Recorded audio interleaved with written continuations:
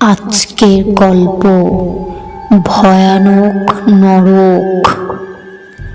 কালু আর আমি ছোটবেলা থেকেই খুব ভালো বন্ধু। বিপদে আপদে একে অপরের পাশে ছিলাম।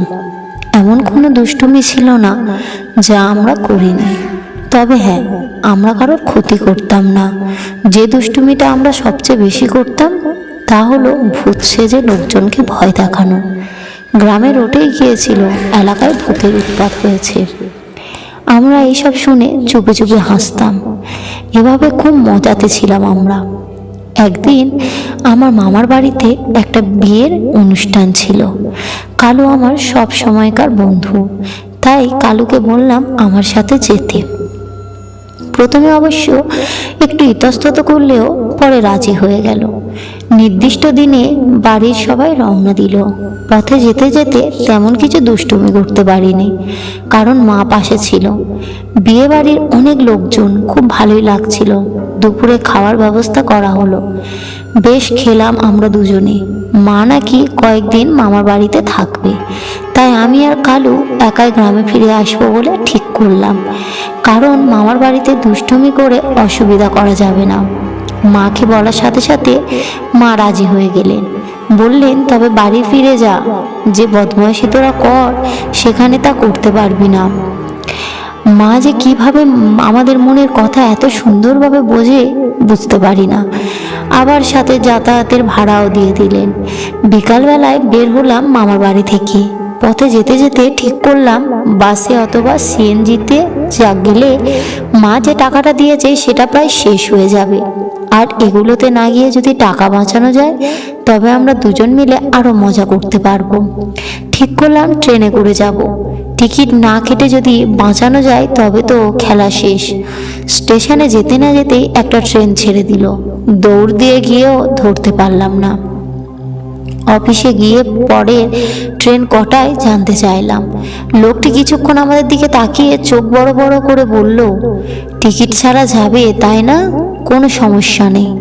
তোমাদের মতো থাকতেও আমিও টিকিট ছাড়া অনেকবার যাওয়া আসা করেছি। একটু অপেক্ষা করো, সন্ধ্যার পর আরেকটা ট্রেন আসবে। আমি আর কালু লোকটার ব্যবহারে অবাক হয়ে গেলাম। ভাবলাম টিকিট ছাড়া যাব, এ কথা শুনে হয়তো ঝামেলা করবেন, কিন্তু ঘটল তার বিপরীত। মাগরিবের আজান যেই দিল অমনি একটা ট্রেন আসলো।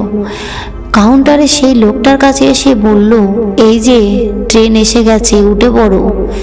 এইটা এখানে বেশিক্ষণ দাঁড়াবে না। কিছুটা অবাক হলেও আমরা দুটো ট্রেনে উঠে পড়লাম। অমনি সাথে সাথে ট্রেন ছেড়ে দিল। বগিটা বেশ খালি। যে কয়েকজন লোক আছে তারা বেশিরভাগই ঝিমাচ্ছিল। সন্ধ্যাবেলাতেই তাদেরকে এইভাবে ঝিমাতে দেখে বেশ অবাক হলাম দুজনে। পাত্তা না দিয়ে আমি আর কালু খালি একটা সিটে গিয়ে বসলাম। পাশে যে লোকটা ছিল সে আমাদের দেখে চমকে উঠল, কিন্তু কিছু বলল না। আবার ঝিমাতে শুরু করলো। ট্রেন বেশ জোরেই চলছিল। জানলাগুলো খোলা ছিল, তাই বাতাস লাগছিল খুব। এমন সময় হঠাৎ করে পুরো ট্রেনটা ভীষণ জোরে একটা ঝাঁকুনি খেলো। কি হচ্ছে বুঝে ওঠার আগেই আমাদের বগিটা আরও কয়েকটা বগি ব্রিজ ভেঙে জলে পড়ে গেল। আমি কালু দুজনেই বাঁচার আশা ছেড়ে দিলাম। ট্রেনের বগিটা জলের নিচে পুরোপুরিভাবে ডুবে গেছে। বের হওয়ার কোনো রাস্তা খুঁজে পাচ্ছিলাম না। কালু কোথায় আছে তাও জানি না। নাকে মুখে জল ঢুকে বেশ কষ্ট হচ্ছিল, নিঃশ্বাস নিতে পারছিলাম না। মৃত্যুকে খুব কাছ থেকে দেখলাম। এমন সময় আমার চারপাশে অপরিচিত কয়েকগুলো মানুষ এসে আমাকে ঘিরে ধরলো। কারোর গাল ফুলে চোখ দুটো যেন বেরিয়ে আসতে চাইছে, কারোর গলা ফুলে গেছে। এক কথায় সবার চেহারা এত ভয়াবহ যে বলে বোঝানো যাবে না। সবাই যেন একসাথে আমার কানে কানে বলছে, আমরা জলে ডুবে ঠিক এইভাবেই মরে গেছিলাম। তারপর থেকে আমাদের এই অবস্থা। তোমাদেরও একই পরিণতি হবে। মরার জন্য তৈরি হও। আমার চারপাশে অন্ধকার হয়ে এলো। জ্ঞান ফিরে দেখি আমি আর কালু একটা বাসের সিটে পাশাপাশি বসে আছি। পুরো শরীর ভেজা।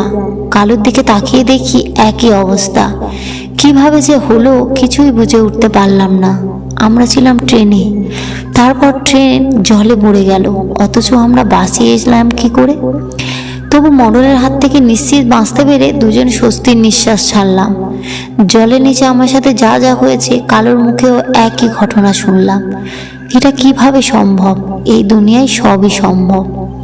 পাশে তাকিয়ে দেখি সেই লোকটা যাকে আমরা স্টেশনে টিকিট কাউন্টারে দেখেছিলাম, লোকটা আমাদের দিকে তাকিয়ে হাসতে হাসতে বলল, সম্ভব বাবারা, সম্ভব। দেখো আরো অসম্ভব কিছু হয় কি না। আমি আর কালু একে অন্যের দিকে তাকালাম। হঠাৎ ধূপ করে একটা শব্দ। আমরা যে বাসে বসে যাচ্ছিলাম সেইটা আর একটা বাসের সাথে মুখোমুখি ধাক্কা খেল। আমাদের সিটটা 3টে থেকে 4বার উল্টে খাদে পড়লো। আমার মাথা ফেটে প্রচণ্ড রক্ত বেরোতে লাগলো। পাশে তাকাতেই কালুকে দেখতে পেলাম। মারাত্মক ভয় পেয়ে দেখলাম কালুর একটা হাত পুরো কেটে গেছে, এছাড়া তার মাথাও মারাত্মকভাবে ফেটে গেছে। কালু শুধু মৃত্যু যন্ত্রণায় কাতরাচ্ছিল। আমার পায়ের দিকে বেশ কয়েকটা টুকরো মাংস উঠে গিয়েছে, অনবরত রক্ত বেরোয়েই যাচ্ছিল। অসহ্য যন্ত্রণা হচ্ছিল পুরো শরীরে। মনে হচ্ছিল এরই থেকে মরে যাওয়াই ভালো। আবার চারপাশ থেকে কারা যেন গড়িয়ে গড়িয়ে এসে আমাদের ঘিরে ধরল। কারোর মাথা ফেটে মগজ বেরিয়ে আছে, আবার কারোর চোখ বোধহয় বেরিয়ে আছে, কারোর হাত পা নেই। এইরকম অবস্থায় এইসব দেখে মাথার মধ্যে আরও ভয়ানক ব্যথা শুরু হলো। অসহনীয় কষ্ট। চোখ খোলা অবস্থায় চারপাশে অন্ধকার হয়ে এলো। আবার আমি শুনতে পেলাম কারোর যেন আমার কানে কানে বলছে, ভয় কি জিনিস এবার নিশ্চয়ই বুঝতে পেরেছো। আরও কি যেন বলছিল, শুনতে পাইনি। চোখ খুলে দেখি আমি আর কালু পাশাপাশি আমাদের বাড়ির খাটে শুয়ে আছি। আমাকে চোখ খুলতে দেখে মা রাগে মুখে বললেন, এমন ঘুম জীবনে কখনো দেখিনি। কতক্ষণ ধরে দরজা ধাক্কালাম, দুজনে এমনভাবে ঘুমাচ্ছিলে যে শুনতেই পাইনি। বাধ্য হয়ে দরজা ভাঙতে হলো। ঘুমিয়ে ঘুমিয়ে কোন নরকের ভেতরে হারিয়ে গিয়েছিলেন। আমি আর কালু একে অন্যের দিকে তাকিয়ে বললাম, অনেক ভয়ানক নরক, অনেক ভয়ানক। গল্পটি কেমন লাগলো কমেন্ট করবেন এবং একটা লাইক করবেন। আরও নতুন নতুন গল্প পেতে চ্যানেলটিকে সাবস্ক্রাইব করবেন।